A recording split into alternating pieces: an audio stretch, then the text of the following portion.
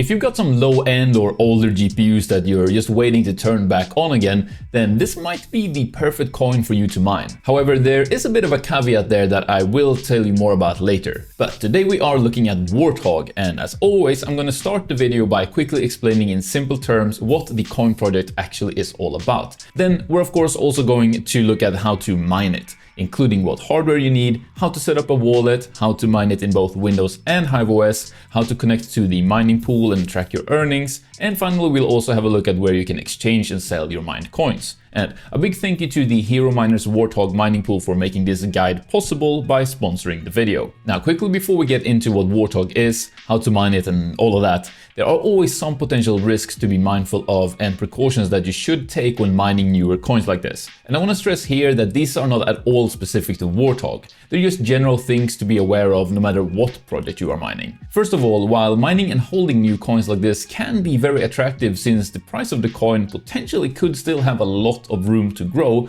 just keep in mind that maybe the coin price doesn't grow at all, or maybe it even goes all the way down to zero, which means that if you held all of your mined coins, you've essentially lost everything. Since new coins like this have no track record proving them to be legit, we can't know yet if the project actually is on the up and up, or if it's just a quick pump and dump or even just a straight up scam. There are also other risks. For example, the actual coin project itself could be nefarious. An example of this that we've seen before is where the wallet app for a new coin is just a disguised piece of malware that, for example, would go in and steal crypto from other wallets installed on your network. You should always be careful when installing any software that you can't say for 100% sure that you trust. But thankfully, I actually have a video guide about how to safely install and use wallet apps the easy way without putting your other wallets, devices or network at risk. So I'll link that video down in this video's description. And again, I'm not saying any of these risks are necessarily the case for Warthog. Rather, these are just general warnings that I want to make sure I always put in every new video where I talk about mining newer coins. So what exactly is the Warthog coin project all about? Well, when looking into it, Warthog seems to be more of a passion project by a small group of volunteers wanting to launch a fair and secure cryptocurrency. There's no pre-mine, no dev fund, no initial coin sell-off to investors, no locked up funds or anything like that. All Warthog coins that will ever exist will have been publicly mined by miners like you and I. And as opposed to a lot of other mineable coins that we've seen pop up recently, Warthog is not just a lazy fork of another coin. Instead, it is 100% coded from scratch with a modern code base written in 𝗧++20. It is also completely open source and actively encourages everyone to contribute to the project. And finally, and most importantly for us miners, Warthog uses a special consensus mechanism called proof of balanced work, as opposed to regular proof of work. All that is essentially a fancy way of saying that mining Warthog works a bit different than the regular mining that we are used to. So with that in mind, let's have a look at what you need to mine Warthog. So let's start with the hardware side of things, because Warthog is pretty unique in that it uses both your CPU and GPU at the same time for mining. So essentially you need a computer with both a decent processor and graphics card. And the way it works isn't that you just get some hash rate from your CPU and some from your GPU and they add together. Instead, they essentially limit each other. For example, if you have an amazing CPU but a crappy GPU, that GPU is going to hold back your total performance and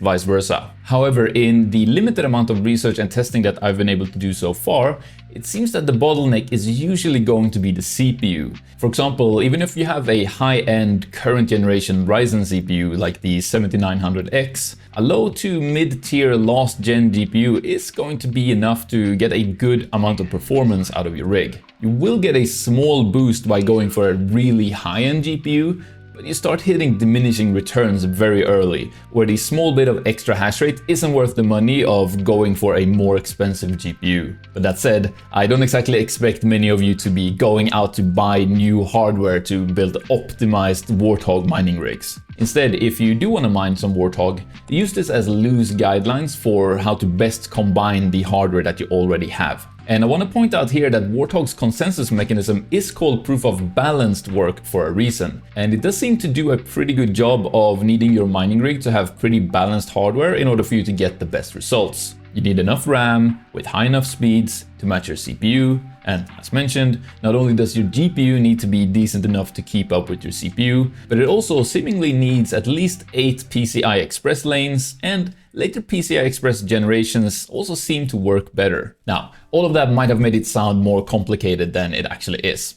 Essentially, if you just take a regular CPU mining rig, slap any half-decent GPU on it, making sure the GPU is mounted directly in the X16 slot on the motherboard and getting at least 8 PCI Express lanes in your BIOS settings, then you've got yourself a pretty good Warthog mining rig. You can then experiment with the PCI Express generation settings to see what gives you the best results. I also have a starter guide for building CPU mining rigs. I'll link that down in the video description if that might be of interest to you. The final note I want to make here about the hardware for Warthog mining is this. If you have a regular electricity price around, something like 15 cents per kilowatt hour, and you have some slightly older GPUs and possibly even some CPU mining rigs, then currently, at the time of making this video, combining them to mine Warthog is more profitable than using them separately to GPU mine with the GPUs and CPU mine with the CPUs would be combined. Warthog also seems to be a mostly core-focused coin on the GPU, which means that you can actually dual mine Warthog together with a memory-heavy GPU mineable coin like Ironfish, Carlson, or Ergo. So that could be a good way to squeeze a bit of extra profitability out of your Warthog mining rigs. Please let me know down in the comments if you'd like to see a video about that. And in that case, also let me know which dual mining coin combo you're more interested in. Now, to get optimal mining performance, you'll also need to overclock and undervolt your CPU and GPU. And for single coin mining just Warthog on its own, essentially you just want to clock and volt your CPU as you normally would for CPU mining. And then lock the memory of your GPU pretty low and give your GPU core just enough voltage to allow for a frequency that gives it enough performance to keep up with your CPU. And if that didn't make any sense to you, don't worry. You can either just copy some overclock settings you find online, which should give you pretty decent results, I'm sure. Definitely better than just running your rig on stock settings, which I definitely do not recommend doing. Or you can always take this opportunity to actually learn how to tweak your overclock settings yourself. And luckily, I have full video guides for how to do just that on both NVIDIA and AMD GPUs, so I'll link those videos down in the video description as well. Alright, now that we have our mining hardware set up, next thing we need is the Warthog wallet, which you can think of as your Warthog bank account essentially. And if you just want to mine Warthog in order to immediately sell or exchange it, you can just mine it directly to an exchange wallet. Now, mining directly to an exchange is usually not recommended, but as long as you make sure you only get a payout once a day or so from the mining pool, you're usually fine. More on what a mining pool is and how to change the payout threshold a bit later in the video, as well as what exchanges you can use to swap or sell your mined Warthog coins. But if you don't want to mine directly to an exchange wallet, for example, if you're wanting to hold your Warthog coins longer term, then here's how to set up a Warthog wallet. First, we want to open the official Warthog webpage, which is just warthog.network. Then in the top menu, we want to click on Get Started. And then down here in the wallet section, we want to click on Download under the first GUI wallet here. And that will open up the official GitHub page for Warthog. And here you can see the download exe file for the wallet app. So you just download that to your computer. We're probably going to have to make an exclusion for the folder we are downloading this into inside of Windows Defender and any eventual antivirus software that you might have, as well as potentially having to temporarily disable any safety features your web browser might have that would otherwise block the download. Making these exclusions are of course always done at your own risk, so just keep that in mind. Again, downloading and using any sort of software is always done at your own risk, and you always want to make sure you're safe while doing so. You might get one of these pop-ups, you just click more info and run anyway. And that should open up your wallet app. Now you just click on Connect Public Node and create new wallet. Choose a password and hit OK. You might want to save this mnemonic phrase in a safe place, not on your computer or anywhere digital like that, but rather physically somewhere where you can access it later if you need to. Then click on your wallet address, enter your password and hit OK to open up your wallet. And in here you can copy your wallet address, and we're gonna do that and paste it into a little note here so that we can use it just in a little bit. Finally, if you want to send your mined Warthog to a different address or an exchange in order to swap or sell your mined coins, just go back in the wallet and click on send, fill in the amount you want to send and the address you want to send it to, and hit send. If you're sending it to an exchange, you should be able to find your receiving address on the exchange's website after you log in there. To see what exchanges you can currently trade or sell Warthog on, just look the coin up on CoinGecko and scroll all the way down to the markets section. Of course, I can't vouch for any of these exchanges and you'll have to do your own research on whether you're comfortable using them or not. Next thing we need is a mining pool. And for those of you who might be new, a mining pool is basically just a place where you get together with a bunch of other miners for the coin and you split the mining rewards equally based on the hash rate each person provides. The reason for doing this is to take the luck factor out of mining so that everyone gets paid fairly. Of course, we're going to go with hero miners for our pool, not only because they are a long-term trusted mining pool with support for loads of different coins, but also because they made this whole video guide possible by sponsoring the video. You can find their Warthog mining pool at warthog.herominers.com. Finally, we need a mining software. So let's have a look at downloading that and setting up our Warthog mining rigs, starting with how to do it on Windows. So to mine Warthog in Windows, first we need to download our mining software, 𝗧-𝗦𝗧, from their official GitHub page. Once you're on there, just click on Releases and download the latest version of the miner by right-clicking on the Windows zip file and choosing Save File As. Now, just like when installing the wallet, we're probably going to have to make an exclusion for the folder we are downloading this into inside of Windows Defender and any eventual antivirus software that you might have, as well as potentially having to temporarily disable any safety features your web browser might have that would otherwise block the download. And the reason we have to do this is because mining software is often falsely flagged as malware,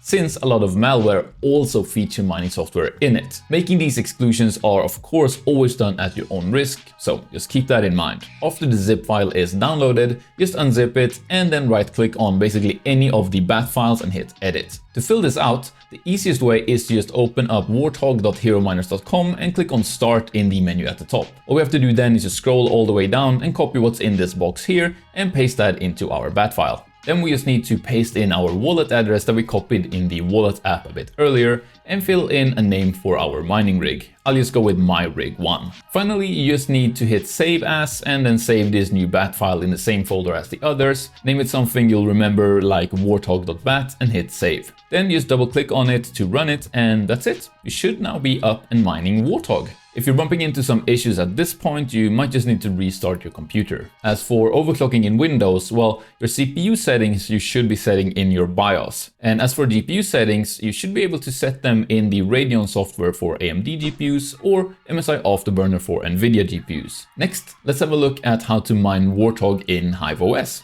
And setting up Warthog mining in HiveOS is even easier. First of all, make sure HiveOS is updated to the latest version on your mining rig. Then, for AMD GPUs, easiest is to just add the overclock settings in the worker dashboard like normal. But if you have NVIDIA GPUs, it's better to put the OC settings inside the actual flight sheet when mining Warthog. We'll have a look at how to do that for your NVIDIA GPUs in just a little bit. But next, just go to your flight sheets and create a new flight sheet. Select Warthog as the coin, hit add wallet and fill in your wallet address that we copied from the wallet app earlier, name it and hit create. Then in the pool section, select Hero Miners as the pool and pick the server that is closest to you to get the fastest possible connection. Then in the miner field, we're going to select 𝗧-𝗦𝗧. If you have NVIDIA GPUs and want to add your overclock settings in the miner config, just hit setup miner config, and in the extra parameters box, this is how you add your core clock, core offset, memory clock, memory offset, and power limit. After that, just name your flight sheet and that's it. You can now apply this flight sheet to any Warthog mining rig to start mining Warthog to your wallet.